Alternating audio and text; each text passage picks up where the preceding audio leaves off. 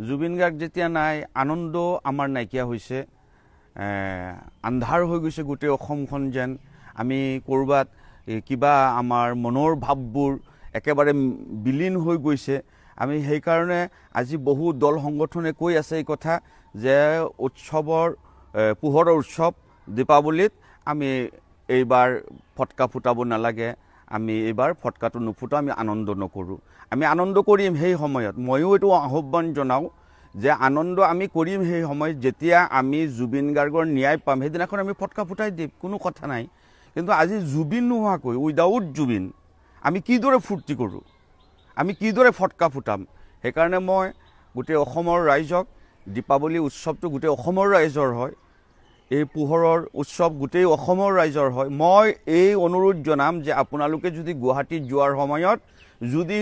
আপোনালোকৰ জুবিনৰ প্ৰতি আপোনালোকৰ মৰম আছে এটা চাকি জ্বলাই তাত চাকি জ্বলাই থৈ আহিব জুবিনৰ নামত এইটো বন্তি এটা জ্বলাই দিয়ক কিন্তু জুবিনৰ নামত জুবিন নাই আজি আমি ফটকা ফুটাব বহুতে কৈ আছে যে এই বিভিন্ন ফটকাবিলাক আমি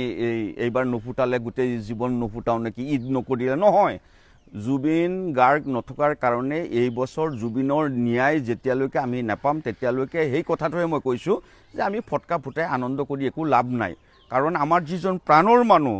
আমাৰ যিজন অন্তৰৰ মানুহ দিলৰ মানুহ আমাৰ মায়াৰ মানুহ চেনেহৰ মানুহ সেইজন ব্যক্তি নাই আমি ফটকা কিদৰে ফুটাম মনত যদি বেয়া ভাৱ থাকে মনত যদি আনন্দ নাথাকে স্ফূৰ্তি নাথাকে তেনেহ'লে মানুহে এটা ফটকা ফুটাই কি লাভ হ'ব সেইকাৰণে গোটেই অসমৰ ৰাইজ গোটেই সংগঠনৰ লগতে ময়ো কৈছোঁ যে এইবাৰ দীপাৱলী আমি ফটকা নুফুটাওঁ আৰু যদি এটা বন্তি জ্বলাওঁ তেনেহ'লে এই জুবিন গাৰ্গৰ সমাধিস্থলত গৈ পেলাই জুবিন গাৰ্গৰ যাতে আত্মা চিৰশান্তি পায় তাৰ কাৰণে এটা দীপাৱলী আপোনালোকে জ্বলাই থৈ বন্তি জ্বলাই থৈ আহিব আৰু যদি পাৰে আপোনালোকে তেনেহ'লে গৌৰীমা গাৰ্গৰ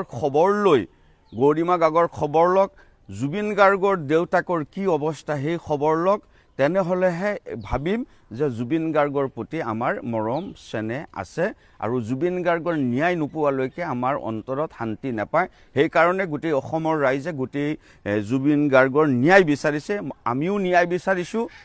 আমিও ন্যায় বিচাৰিম আমাৰ যদি ঈদো থাকিলেহেঁতেন তেনেহ'লেও আমি বেজাৰ হ'লোহেঁতেন আজি বেজাৰ হৈ ঈদ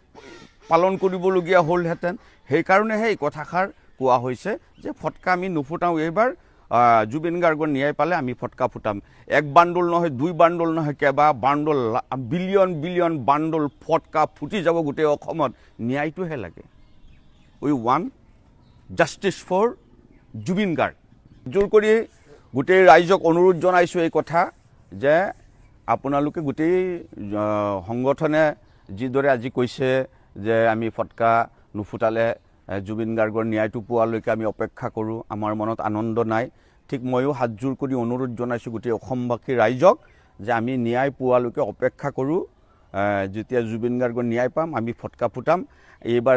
দীপাৱলীটো আমি যাতে ফটকা নুফুটাওঁ বা ফটকা ফুটাই যাতে আনন্দ নকৰোঁ অকল জুবিন গাৰ্গৰ কাৰণে অন্য একো নহয় জুবিন গাৰ্গৰ কাৰণে অকল জুবিনৰ অনুৰাগীসকল জুবিন গাৰ্গৰ কাৰণে আমি এই পন্থাটো ল'লে ভাল হ'ব গোটেই অসমৰ ৰাইজে আজি এইটো প্ৰায়ে নিৰ্বাচন কৰিছে যে আমি এইবাৰ ফটকা নুফুটাওঁ আৰু মই আকৌ দুনাই কৈছোঁ যে মোৰ অনুৰোধ থাকিব যে আপোনালোকে যেতিয়া গুৱাহাটীলৈ যাব বা যাওক যোৱাৰ সময়ত জুবিন গাৰ্গৰ সমাধিস্থলত গৈ এটা বন্তি জ্বলাই থৈ আহিব এজন মানুহ দেখিছোঁ মুছলিম মানুহ তেখেতে টুপি দি জুবিন গাৰ্গৰ ফটোটো মোহাৰি দিছে ভাল পাইছোঁ